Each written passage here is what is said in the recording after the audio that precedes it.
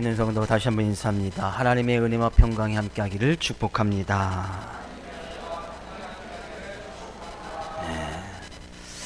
아이 5명을 둔 아버지가 퇴근을 하면서 장난감을 하나 사갔습니다. 그래서 집에 도착했죠. 그래서 누구에게 줄까 고민하다가 아이들을 불러놓고 이렇게 이야기했습니다.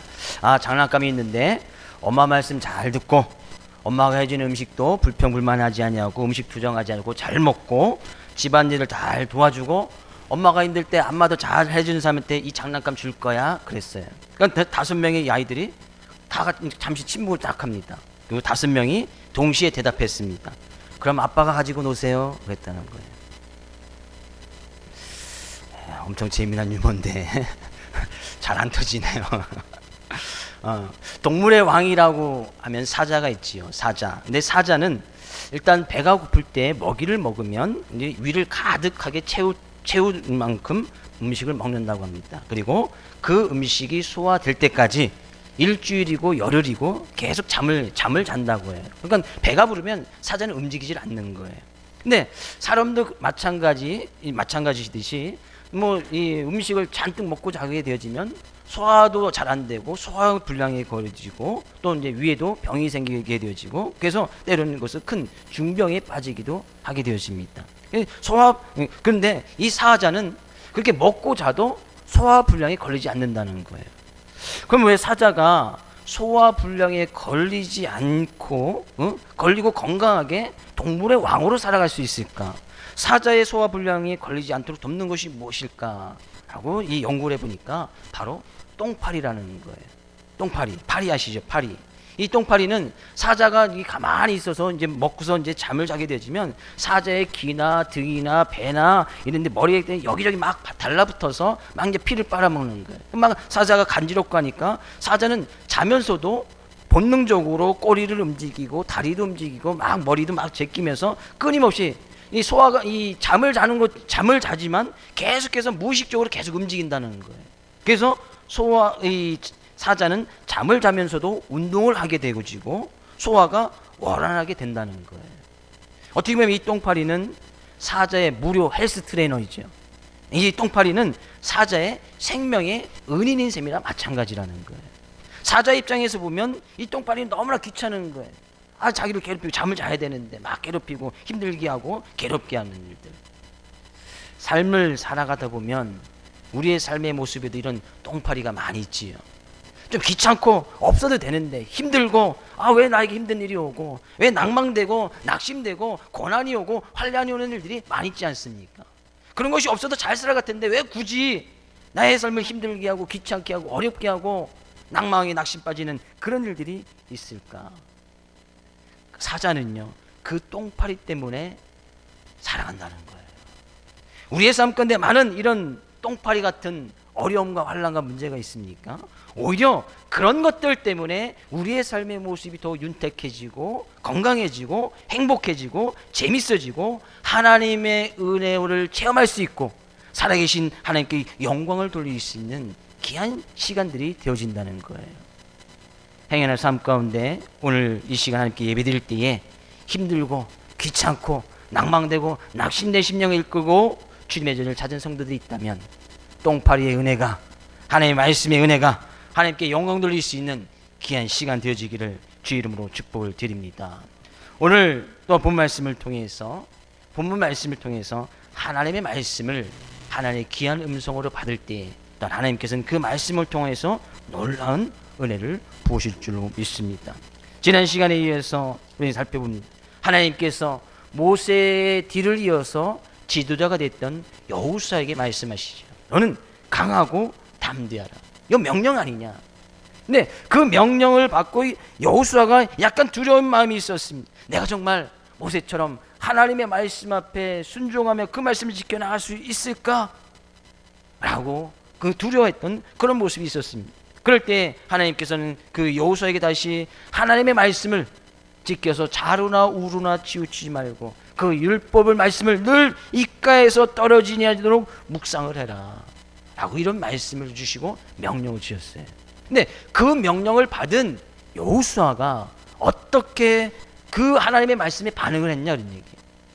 오늘 본 말씀에 아주 중요한 단어가 있고 또한 우리의 믿음의 삶의 모습 가운데서도 하나님의 말씀이 우리의 삶 가운데 주어졌을 때 우리는 그 말씀에 어떻게 반응을 해야 되느냐, 우리의 믿음의 자세는 어때야 되냐, 아주 중요한 삶의 믿음의 원리를 이야기를 하고 있습니다. 10절 말씀 가서 볼까요? 10절. 이에 여호수아가 그 백성의 관리들에게 명령하여 이르되, 우리는 여기서 아주 중요한 단어 하나를 볼 수 있어야 됩니다. 가장 앞에 10절 앞에 뭐라고 이야기를 하고 있습니까? 이에. 이해라는 것이 뭐예요? 바로 앞장까지 하나님께서 뭐라고 말씀하셨습니까? 하나님께서 여호수아에게 명령하셨어요. 강하고 담대하라. 하나님의 말씀을 가지고 자료나 우르나 치지 말아라. 그 율법의 말씀을 내 입가에서 항상 떠나지 않도록 하라 라고 말씀하고 구절이 딱 끝납니다. 그랬더니 10절 바로 이어서 이에 여호수아가 뭐예요? 이해라는 것은 뭐예요? 원어적인 의미에 가서 보면 하나님의 말씀을 받고 그 말씀에 반해서 즉각적으로 반응을 했다는 거예요. 이에 하나님의 말씀이 강하고 담대하라 하셨으니, 이에 여호수아가 그 말씀을 받고 담대하게 강하고 담대한 마음을 가졌고 그 말씀을 지켜 나갔다는 거예요. 이해라는 단어는 바로 그런 거예요. 하나님께서 명령하시자마자 거기에 내가 정말 강하고 담대할 수 있을까, 그런 두려운 마음이 있던 이 여호수아가 강하고 담대하는 그 명령을 받으니까 강하고 담대해지고, 또 그 말씀을 가지고 하나님의 말씀에 그 명령의 말씀을 가지고 당장 그 말씀을 받아서 자기에 있는 밑에 있는 관리들에게, 백성들에게 그 말씀을 그대로 증거하다라는 거예요. 시간적인 틈도 두지 않습니다. 내 생각에는 이러한데, 내 뜻은 이러한데, 그래도 가나안 땅이 어떤 땅인데, 우리 백성들은 군사적인 훈련도 하나도 돼 있지 아니하고 전쟁할 수 있는 그런 능력도 없고 무기도 없는데, 여호수아는 그런 말을 하나님 앞에 한 번도 하지 않았다는 거예요. 이해라는 것은 즉시 바로 하나님의 말씀을 받아서 그 말씀 앞에 바로 반응해서 그 말씀 앞에 바로 순종하면서 나갔다는 거예요. 이것이 여호수아가 보여줬던 믿음의 자세. 그런 하나님께서는 그런 여호수아의 그런 믿음의 모습을 보시고 여호수아를 이스라엘 지도자로 세워서 그들이 전혀 정복할 수 없다고 했던 그 땅을 정복하기 위해서 40년이나 강화에서 훈련받았던 그 땅을 하나님께서 여호수아를 통해서 이스라엘 백성들에게 그 땅을 정복하고 그 땅을 선물로 주시는 것을 보게 되었습니다. 이에 하나님께서 명령하시면, 하나님께서 말씀하시면, 하나님께서 우리에게 삶 가운데에서 하나님의 행복한 삶을 살아가도록 하나님의 말씀을 보여주시면 우리는 바로 이에 즉시 그 말씀 앞에 반응하고 순종하고 결단을 내면서 나가야 된다는 거예요. 내 생각에는, 내 뜻과 내 꿈으로는, 내가 살아왔던 그런 삶의 경험을 통해서 보면 이런 말씀, 이런 우리의 말은 하나님의 말씀하고 전혀 반대적으로 움직이는 거예요. 여호수아, 이에 여호수아가 그 백성의 관리들에게 명령하여 이르되, 왜? 하나님께서 그렇게 하라고 말씀하셨거든요. 관리들에게 이야기하고 백성들에게 이야기해서 가나안 땅 정복해서 그 땅을 차지하라 말씀하셨거든요. 그러니까 바로 즉각적으로 순종하면서 나갔다는 거예요.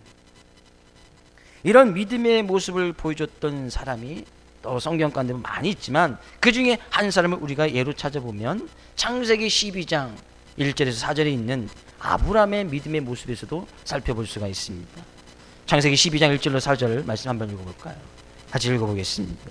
여호와께서 아브라함에게 이르시되, 너는 너의 고향과 친척과 아버지의 집을 떠나 내가 내게 보여줄 땅으로 가라.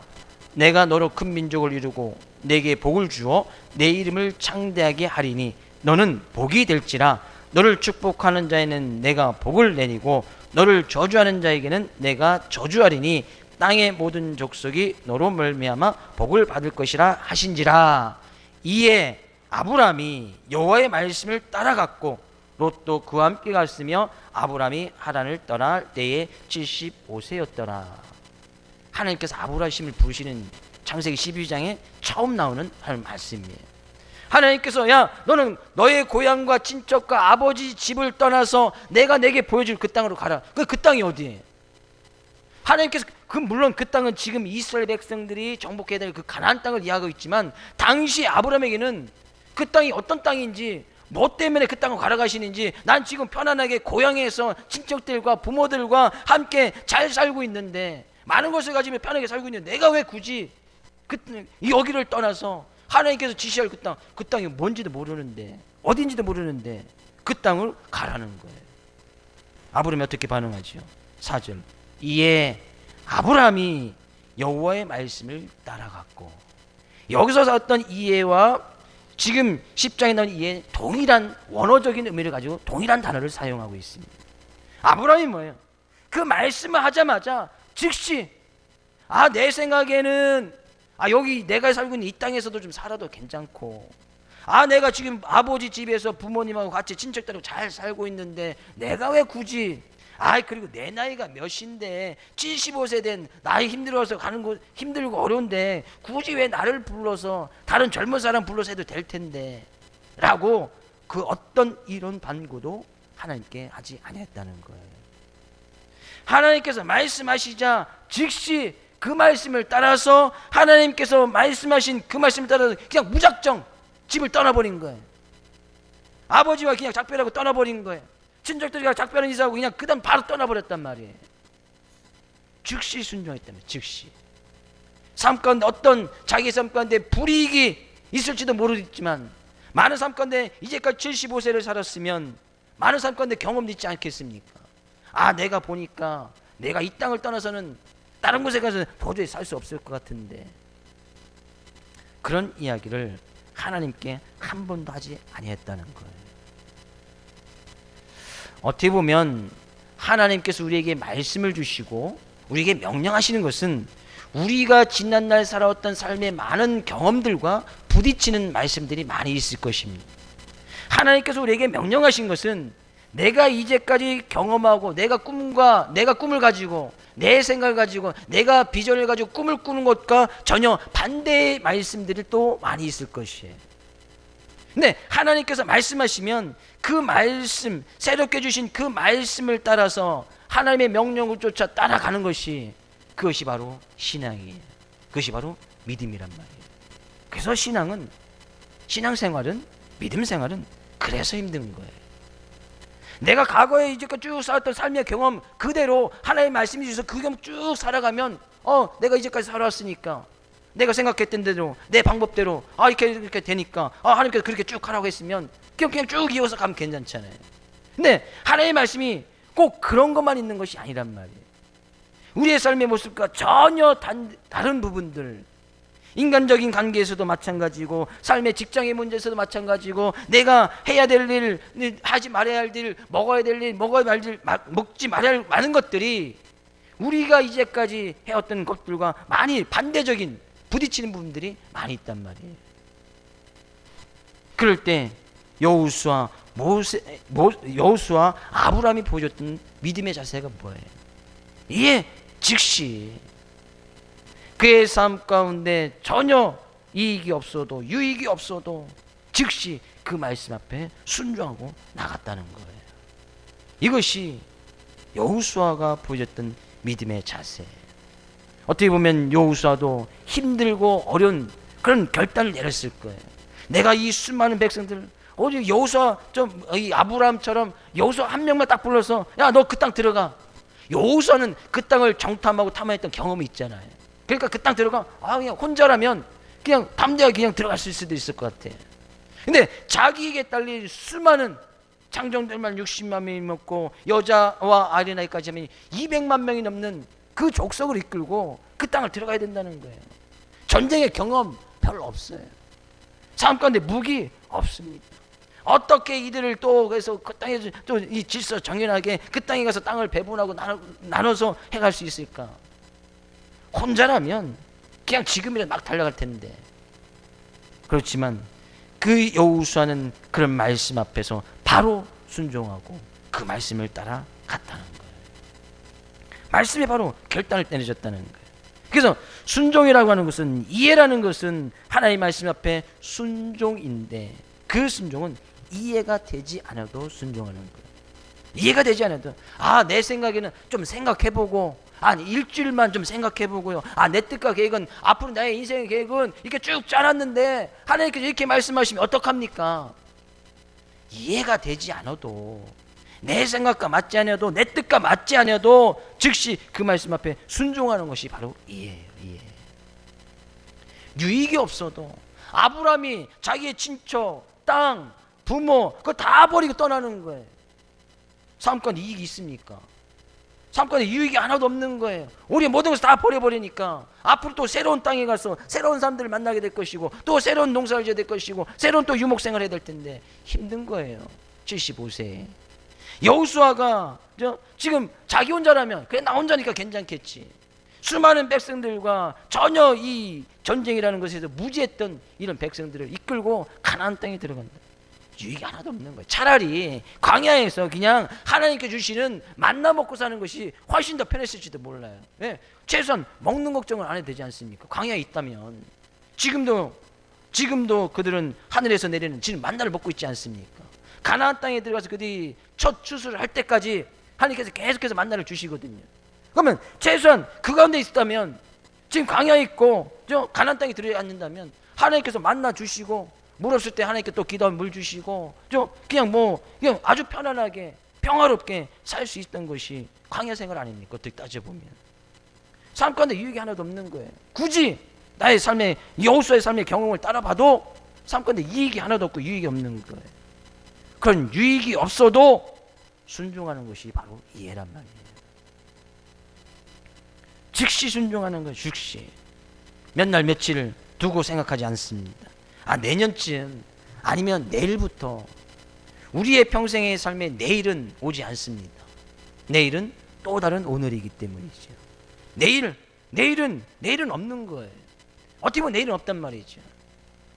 옛날에 어떤 이발소를 하시는 분이, 이발소가 너무나 안 되는 거예요. 그래서 문구 하나 딱 꺼놨습니다. 내일 오면 공짜, 이렇게 적어 놓은 거예요. 근데 사람들이 그것을 보고 내일 간 거예요. 그럼 머리가 닦고 나니까 돈을 받더라는 거예요. 왜 돈을 받냐? 내일 오면 공짜로 했는데. 그럼 내일 오십시오. 내일 오라는 거예요. 내일. 그래서 그 이발소가 유명해졌다고 합니다. 내일 오면 공짜. 인생에 내일이 있습니까? 내일. 난 내일 계획하고 꿈꾸는 것들이 있겠지요. 내일 또 직장에 가서 일해야 되고, 누구 만나야 되고, 약속해놓은 것이 있겠지요. 그거 보장할 수 있습니까? 내년에 계획하고 꿈꾸는 거, 내 인생의 계획 10년, 20년 쭉 계획 세워놨지요. 저도 물론 그런 목회 계획들을 세워놨습니다. 그럼 하나님께 늘 조심스럽게 기도를 합니다.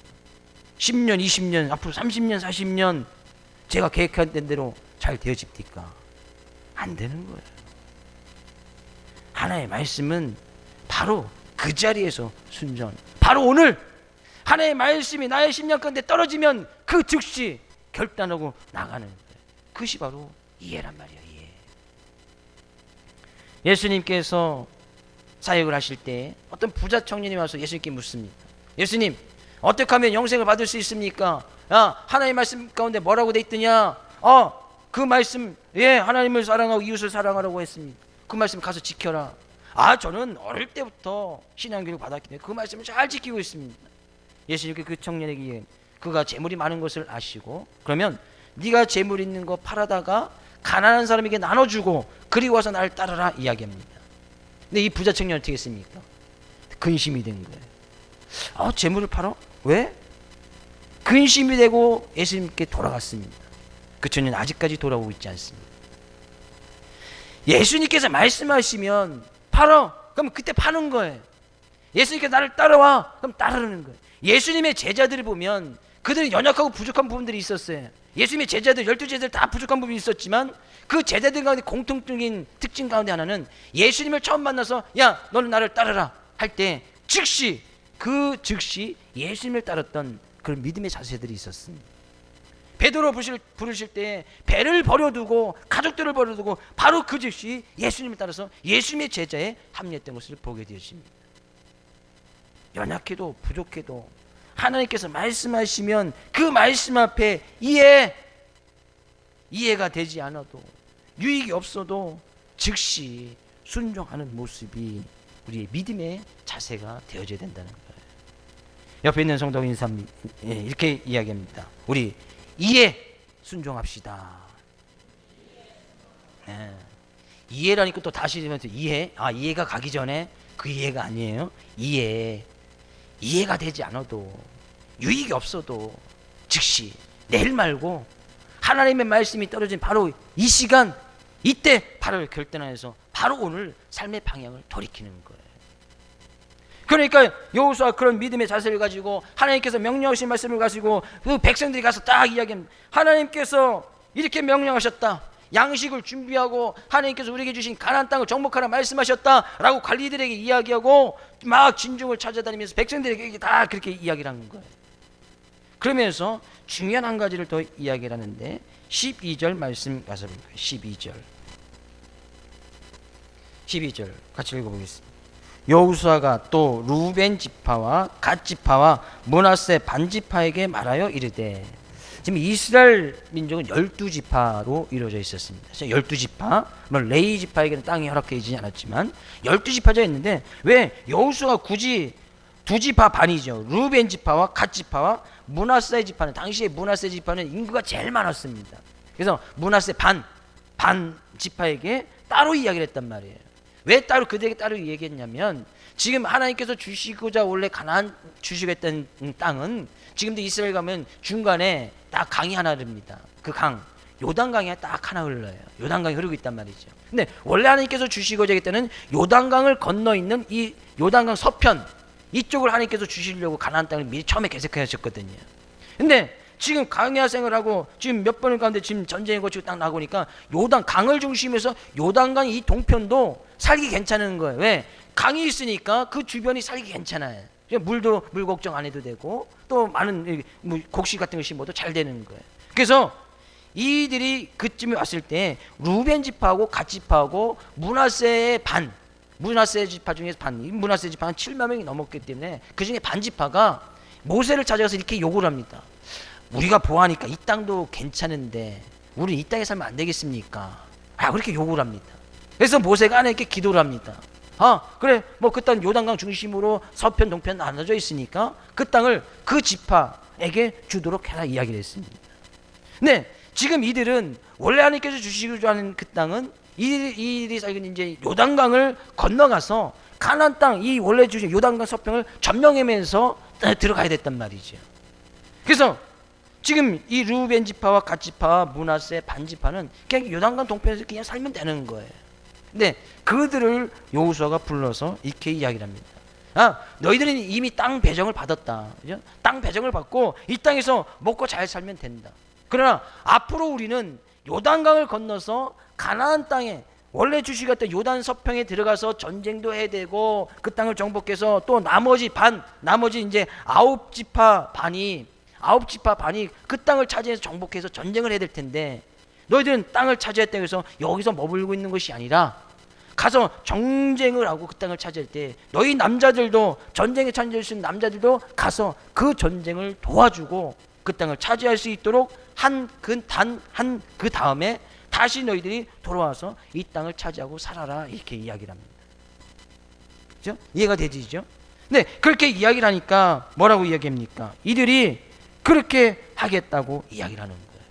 가서 그들이 전쟁할 때 가서 다 도와주고 그들이 안식하고 편안하게 땅을 차지해서 살 수 있을 때까지 다 도와준 그 다음에 우리가 다시 돌아와서 이 땅을 차지하고 살겠습니다. 그래서 앞으로 뒤에 가서 보면 그들이 그 땅을 들어갈 때에 이 르우벤, 갓, 므낫세 반 지파 중에서 한 반 정도의 이 남자들이 전쟁에 참여해서 같이 도와주고, 왜? 이쪽에는 여자와 아이들만 남게 되면 또 주변의 많은 족속들 때문에 또 어려움을 당할 수가 있으니까 반 정도는 이쪽에 남아있고 반 정도는 가서 그 전쟁을 도와주고 땅을 차지하는데 도와줍니다. 우린 여기서 아주 중요한 또 믿음의 승리 원리를 하나 발견하게 되었습니다. 뭐예요? 지금 이들은 가나안 땅 정복하지 않은 거예요. 그 어느 누구도 옛날에 가나안 땅을 정탐했을 때 가서 정탐하고 왔던 여호수아 한 명, 여호수아 갈렙 딱 2명만 남아있지 그 땅이 어떤 땅인지 아는 사람이 아무도 없었습니다. 물론 하나님께 주시는 젖과 꿀이 흐르는 땅, 곡식만 그냥 막 뿌려놔도 막 몇 수십 배씩 자라는 그런 땅이라고 하나님의 축복의 땅이라고 말씀하셨지만 그들은 전혀 경험이 없는 그런 미지의 땅이었단 말이에요. 거긴 또 가나안 거인 족속들이 살고 있었고 대표적인 7 족속이 있었고 많은 수다한 족속들이 그곳에 살고 있었단 말이에요.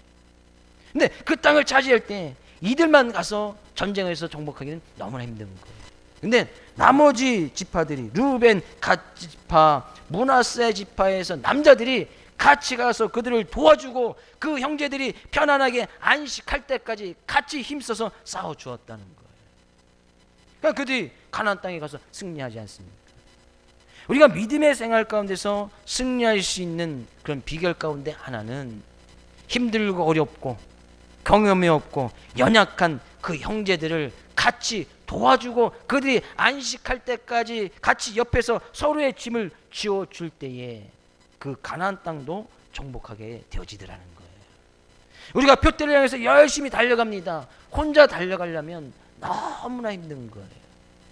혼자 달려가는 거 쉬운 일이 아닙니다. 근데 함께 형제를 사랑하는 마음을 가서 도와주고 서로의 짐을 져주고 가서 대신 싸워주고 그들이 편안하게 안식할 때까지 그 땅에 정착할 때까지 도와주는 이런 형제애가 있을 때 형제를 사랑하는 그런 형제의 사랑의 모습이 있을 때 진정한 승리의 모습이 있게 되어진다는 거예요.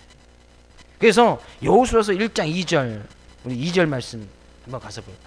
여호수아서 1장 2절 같이 읽어보겠습니다. 내 종 모세가 죽었으니 이제 너는 이 모든 백성과 더불어 일어나 이 요단을 건너 내가 그들 곧 이스라엘 자손에게 주는 그 땅으로 가라. 너는 이 백성들과 더불어 일어나 그 백성들과 함께 같이 그 땅을 차서 차지하라는 거예요. 더불어 함께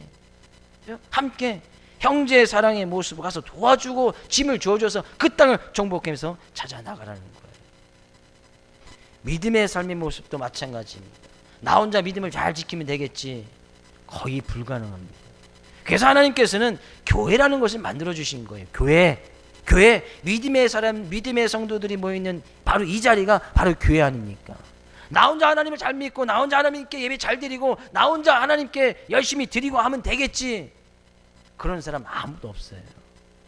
그러면서 세상에 어떤 유혹과 믿음에서 승리할 수 있겠지라고 굳건히 믿음을 지켜가는 사람 보셨습니까? 그런 분이 있으면 혹시 저 좀 소개시켜 주십시오.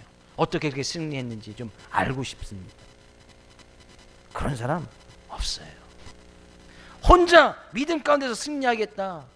그것은 불가능한 거예요. 안 되는 거예요. 나 혼자 열심히 표대를 정해놓고 믿음의 길 가운데서 열심히 달려가. 물론 개인적으로 열심히 달려가고 노력해야 되고 헌신하고 섬겨야 되는 부분들이 물론 있습니다.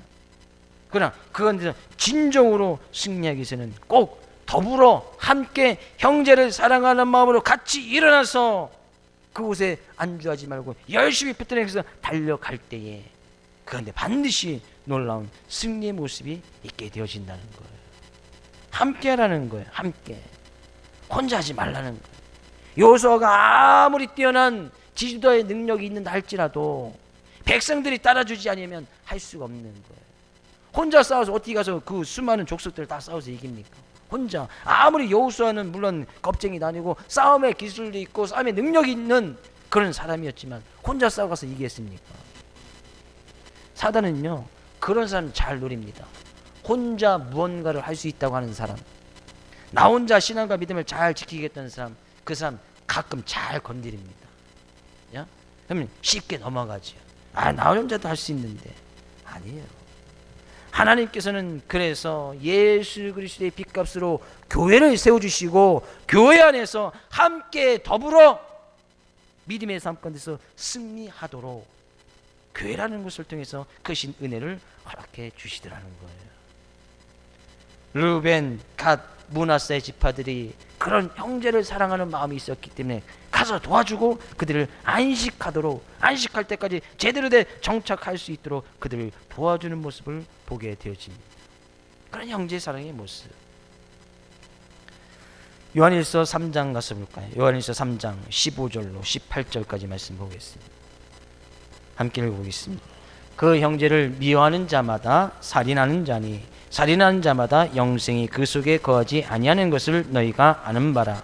그가 우리를 위하여 목숨을 버리셨으니 우리가 이로써 사랑을 알고 우리도 형제들을 위하여 목숨을 버리는 것이 마땅하니라.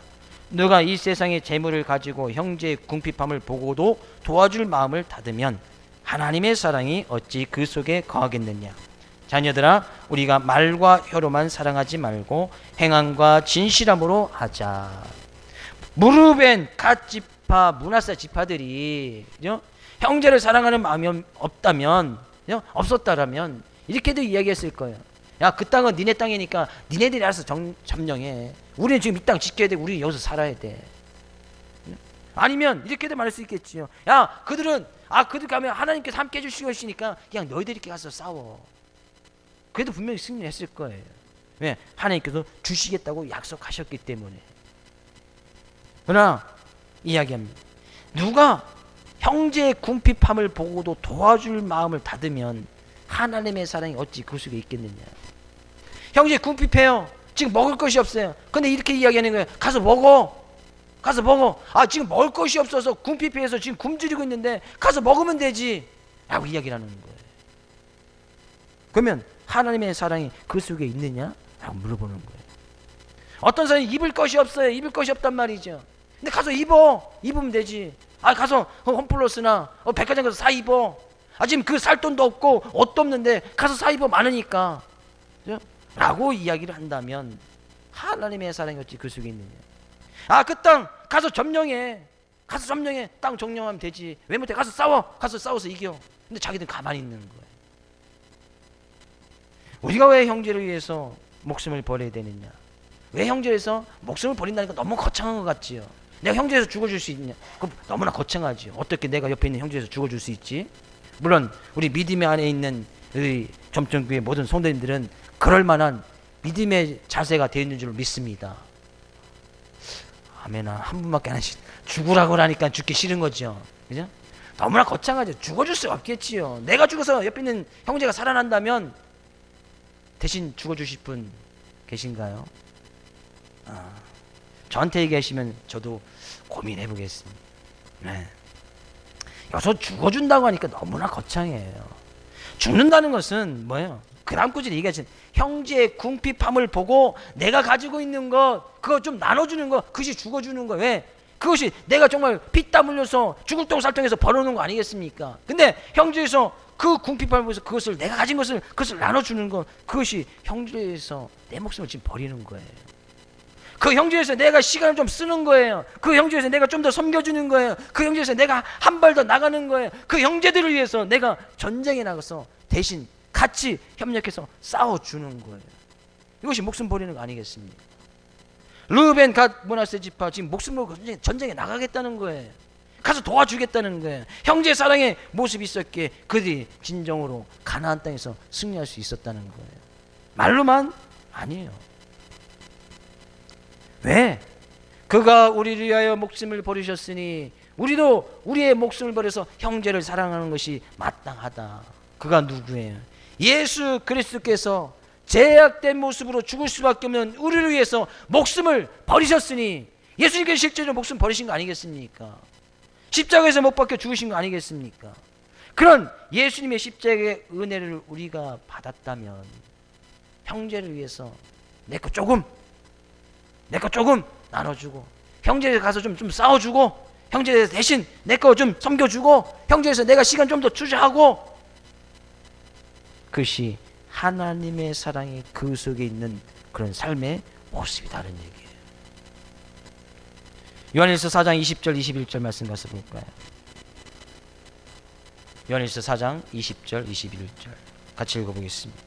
누구든지 하나님을 사랑하노라 하고 그 형제를 미워하면 이는 거짓말하는 자니 보는 바 그 형제를 사랑하지 아니하는 자는 보지 못하는 바 하나님을 사랑할 수 없느니라.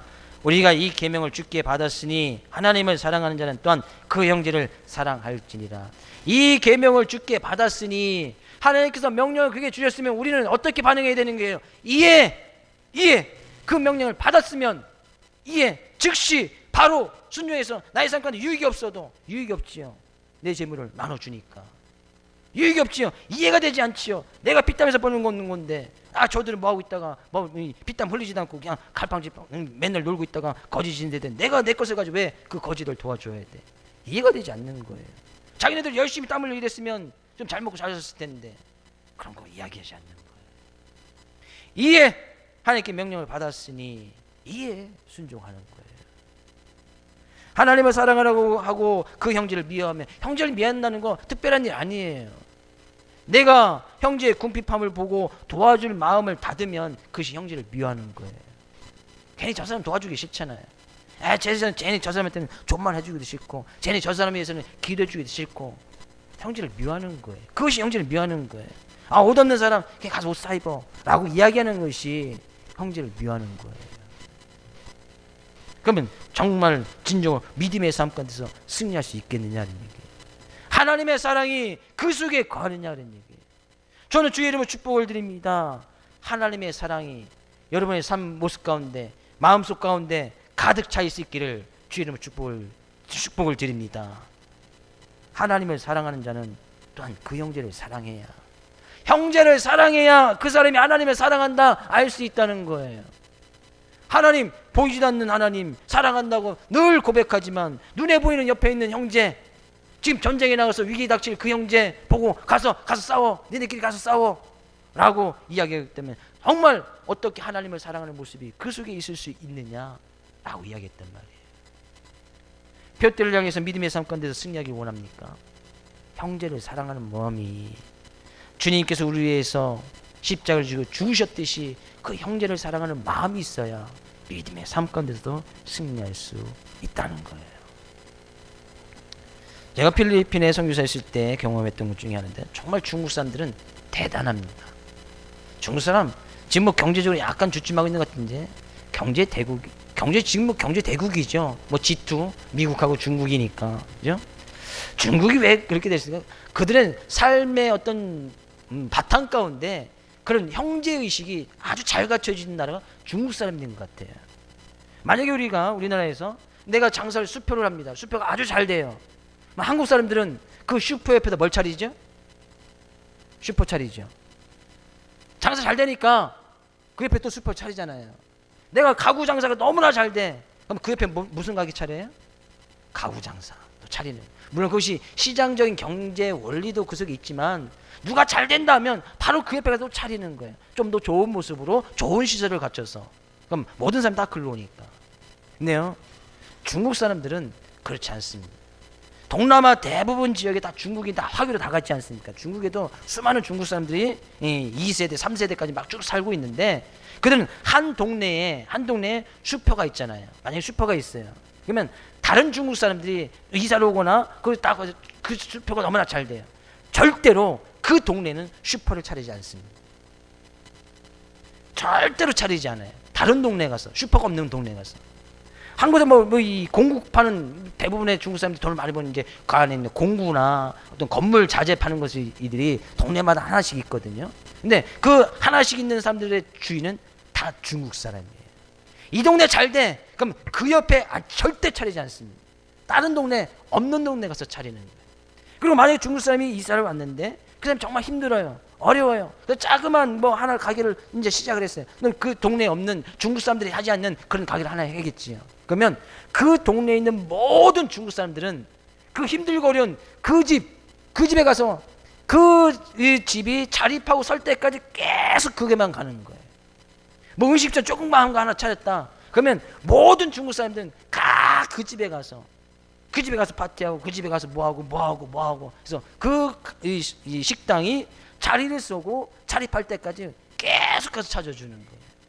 그리고 다른 중국 사람들은 절대 똑같은 음식점은 그 자리에 내지 않습니다. 성공할 수밖에 없겠지요. 우리 식당 잘 돼. 똑같은 식당 바로 그 옆에 생깁니다. 누구예요? 한국 사람. 중국인들은요, 정말 장무칩니다. 형제의식이 대단합니다. 그래서 동남아에서 가장 무서워하는 사람이 중국 사람이에요. 실제적으로 그런 일들이 필리핀에서 있었는데, 누가 중국 사람이 좀 만만하고 괴롭혔나 봐요. 그 다음날 그 괴롭혔던 사람 소리 소문 없이 사라졌습니다. 실제적으로 있던 일이에요. 소리 소문 없이 사라졌어요. 아무도 몰라요. 미제 사건이에요. 근데 알아요. 사람들은 다 알아요. 누가 그랬는지. 그러나 미제 사건으로 덮어버려요. 해결하려고 하지 않습니다. 왜? 중국 사람이 그랬기 때문에. 그걸 해결하려면 큰일 나는 거예요. 그냥 대충 하다가 이거 모르겠는데 그냥 넘어가는 거예요. 가장 만만히 보는 사람 누구예요? 한국 사람. 동남아 지역에 가서 보십시오. 한국 사람 다 만만히 봅니다. 왜? 서로 자멸할 수밖에 없는 그런 의식들을 한국 사람 갖고 있어요. 잘 되네? 나도 해야지. 같이 망하는 거예요. 형제를 사랑한다. 그 형제가 정말 위기에 처했을 때, 전쟁 가운데서 위기에 처했을 때 정말 아무도 그 땅을 경험하지 못한 가서 새로운 경험을 가지고 전쟁할 그때 가서 형제를 사랑하는 마음으로 도와주고 그들과 함께 싸워주고 그들의 필요를 채워줄 때에 그들이 가나안 땅을 아주 하나님의 말씀에 의해서 승리의 모습으로 점령하고 그 땅을 차지했던 모습을 보게 되어집니다. 믿음의 삶 가운데서 승리하고 싶습니까? 형제를 사랑하는 마음이 먼저 있어야 됩니다.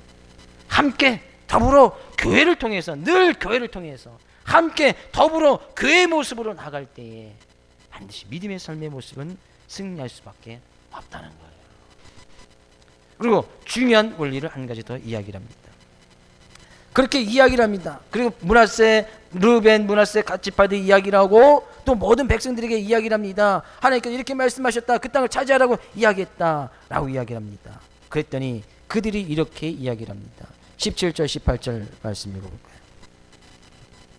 우리는 범사의 모세에게 순종한 것 같이 당신에게 순종하려니와 오직 당신의 하나님 여호와께서 모세와 함께 계시던 것 같이 당신과 함께 계시기를 원하나이다. 누구든지 당신의 명령을 거역하며 당신의 말씀을 순종하지 아니하는 자는 죽임을 당하리니 오직 강하고 담대하소서. 그런 이야기를 백성들한테 쭉 이야기한 거예요. 여호수아가 하나님의 말씀께서 이렇게 말씀하셨다라고 쭉 이야기를 하니까 백성들이 그 이야기를 듣던 백성들이 한결같이 이야기하는 거예요. 우리가 모세에도 순종했는데 지도자는 여호수아 당신에게도 순종하고 나갈 것이고 하나님께서 늘 함께 해주실 것이고 그러니 당신은 강하고 담대하소서 우리를 잘 이끌어서 가나안 땅을 정복하게 하소서라고 백성들이 그렇게 딱 이야기를 했다는 거예요. 그 이야기를 들은 여호수아는 힘이 생길까요? 힘이 안 생길까요? 힘이 생기겠습니까? 안 생기겠습니까? 지지자로서 백성들을 이끌고 내가 책임지고 그들을 이끌고 나가야겠다는 그런 책임감이 생기겠습니까? 안 생기겠습니까? 백성들이 서로 믿고 여호수아에게 아주 힘 있는 말을 실어주는 거예요. 하나님께서 함께 하실 것입니다. 하나님께서 말씀하셨듯이 강하고 담대하셔서 우리가 같이 책임지고 같이 그 땅을 들어가서 그 땅을 정복해 나가며 하나님이 함께 하시는 역사를 이뤄나갈 것입니다 라고 말 한마디 해줬단 말이에요. 여호수아가 그 말을 듣고 힘이 나서 바로 그냥 2장에 이제 다음 시간에서 2장에 바로 일이 막 진행이 되어지는 거예요. 정탐꾼 보내고 막 차지해서 왜? 믿을 만한 백성들이 있는 거예요. 형제를 사랑하는 백성들의 모습들이 백성들 가운데서 백성들이 힘 있는 말 한마디 딱 실어주는 거예요.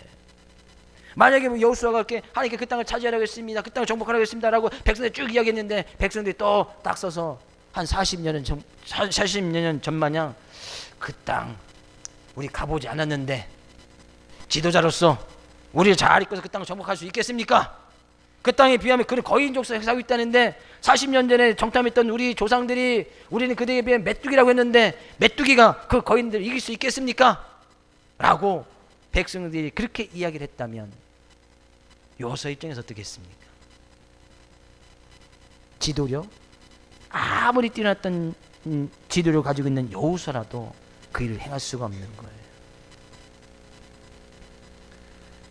말에 대해서는 성경 가운데서 많은 곳에서 이야기를 합니다. 그렇게 백성들이 말 한마디 딱 실어줬을 때 여호수아에게 힘이 생기고 전 능력이 생겨지고 그 말씀을 가지고 일이 쫙 이루어지고 나감으로 인해서 하나님의 놀라운 크신 은혜를 체험해 나가더라는 거예요. 잠언서 25장 11절 한 절만 말씀 볼까요? 함께 읽어보겠습니다. 경우에 합당한 말은 아로새긴 은쟁반의 금사관이라. 아주 멋진 말이지 않습니까? 경우에 합당한 말, 아주 필요할 때 딱 한마디 했어요. 아주 필요할 때 딱 한마디 해준 그 말은 아로새긴 은쟁반의 금사관이라.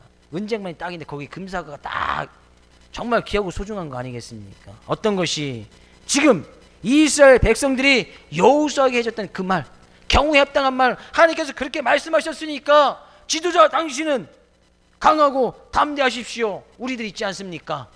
라고 한마디 해줬던 그 말, 아로새긴 은쟁반의 금사 같은 아주 귀하고 소중한 말이 되셨다는 거예요.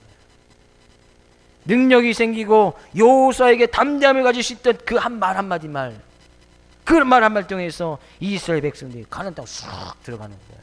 아무런 문제 없이 쭉 들어갑니다. 삶 가운데 말이라는 것이 바로 그런 거예요.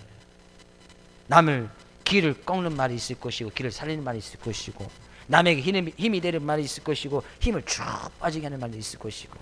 그 땅 우리 정복할 수 있습니까? 힘이 쭉 빠지는 거예요. 그 땅 우리 정복할 수 있습니다. 하나님께서 강하고 담대하라 말씀하셨으니 우리는 그 말씀 앞에 순종하고 나가면 그 땅 정복할 수 있습니다. 힘이 되는 말 아니겠습니까? 우리 안에 표대를 향해서 열심히 달려가자고 했습니다. 우리 열심히 달려가면, 표대를 향해서 열심히 달려가면 승리할 수 있습니다. 서로 형제들이 그런 이야기를 해주고 형제들에게 그런 말 한마디 했을 때 힘이 생겨지고 능력이 생겨지고 삶 가운데 하나님이 주신 생명력 넘치는 삶의 모습을 살아갈 수 있다는 거예요. 말 한마디가 바로 그런 거예요.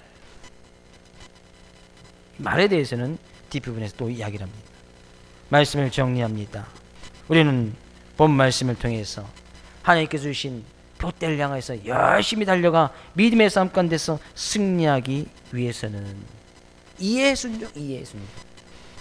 이해가 되지 않아도, 유익이 없어도, 말씀이 떨어지면 그 말씀 앞에 즉시 순종하고 나가는 그런 순종의 모습. 우리의 삶 가운데 하나님의 말씀이 이심 판에 떨어졌습니다. 나의 삶 가운데 그 말씀 가운데 지금 반대되어지거나 또 걸리는 부분이 있다면 이 시간 결단하고 돌이켜 이해라는 순종의 모습을 보여줄 때에 하나님의 크신 은혜가 더해줄 줄로 믿습니다. 또한 형제 사랑의 모습이 있을 때 함께 더불어 전쟁에 나가서 같이 싸울 때 같이 싸워주고, 힘들 때 같이 도와주고, 그 궁핍할 때 내 것을 좀 나눠주고 섬겨주고 헌신하고 내 시간을 투자하고 나갈 때에 그 형제의 사랑의 모습을 통해서 하나님의 놀라운 사랑을 체험할 수 있다는 거예요. 또 경우에 합당한 말 한마디, 우리 같이 합시다, 우리 같이 힘냅시다, 하면 됩니다, 기도하면 됩니다, 표대를 향해서 열심히 달려갈 수 있습니다 라는 그 말 한마디 힘이 되어지고 능력이 되어진다는 거예요. 옆에 있는 사람들에게 이렇게 말합니다. 우리 표대를 향해서 열심히 달려갑시다, 하면 됩니다, 기도하면 됩니다, 전도하면 승리합니다. 한 주간도 그런 삶의 모습으로 하나님의 놀라운 역사를 체험하고 그 기적의 삶 가운데 반응하며 나갈 수 있는 귀한 한 주간 되어지기를 주의 이름으로 축복을 드립니다.